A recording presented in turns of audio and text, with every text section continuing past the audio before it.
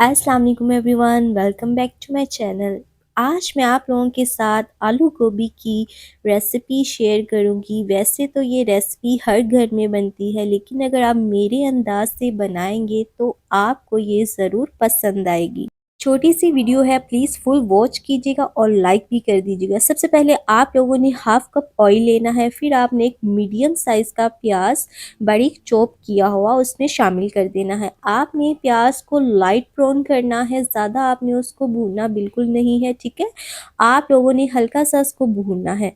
फिर उसके अंदर हम शामिल कर देंगे आधा चम्मच ज़ीरे का, फिर उसकी हल्की सी आपने भुनाई करनी है। चलें, जब हम इसमें शामिल कर देंगे एक टुकड़ा दालचीनी का, फिर हम उसमें शामिल कर देंगे एक एक चम्मच अदरक लहसुन और हरी मिर्ची का पेस्ट। फिर आपने इसकी अच्छे तरीके से भुनाई करनी है। जब तक मैं इसको भून रही हूँ, आप लोगों से छोटी सी रिक्वेस्ट है, जो लोग मेरे चैनल पे नए हैं प्लीज़ मेरे चैनल को लाइक, सब्सक्राइब और शेयर ज़रूर करें।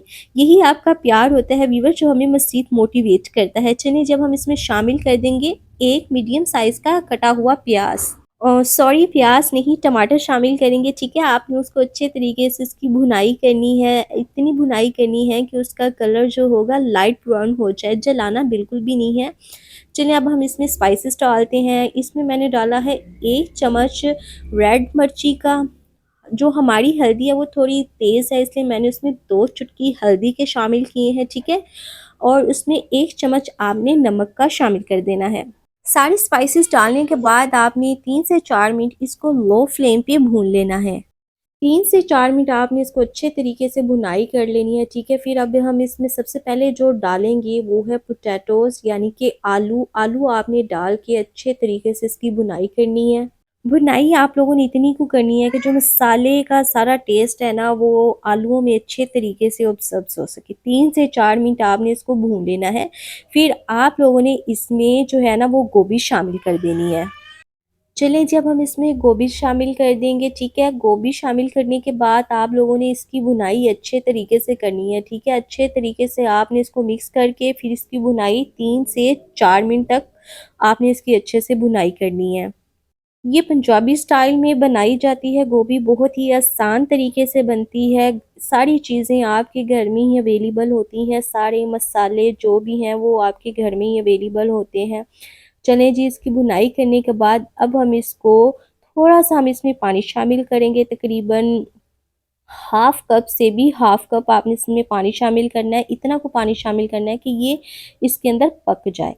10 से 15 मिनट बाद आप लोगों ने इसका ढक्कन उठाना है। मैंने इस दौरान 2 से 3 मरतबा इसको चेक कर लिया था, तो अब हमारी जो गोभी है वो तैयार हो गई है, ठीक है। अब भी इसमें और मसाले जाने हैं, वीडियो को स्किप मत कीजिएगा। चलिए, जब हम इसमें शामिल कर देंगे गरम मसाला, फिर हम इसमें 2 चुटकी शामिल कर देंगे काली मिर्ची का पाउडर। अब हम इसमें शामिल कर देंगे खूबसूरती के लिए धनिया और सब्ज़ मिर्ची। चलें जी, हमारी जो गोभी थी वो परफेक्ट तैयार हो गई है, खिली खिली बनी है, खूबसूरत बनी है, टेस्ट में तो ये लाजवाब बनी थी।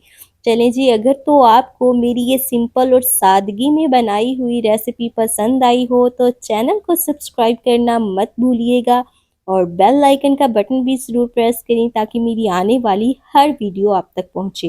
वीडियो पसंद आई हो लाइक और शेयर ज़रूर कीजिएगा। Thank you for watching. अल्लाह हाफिज़।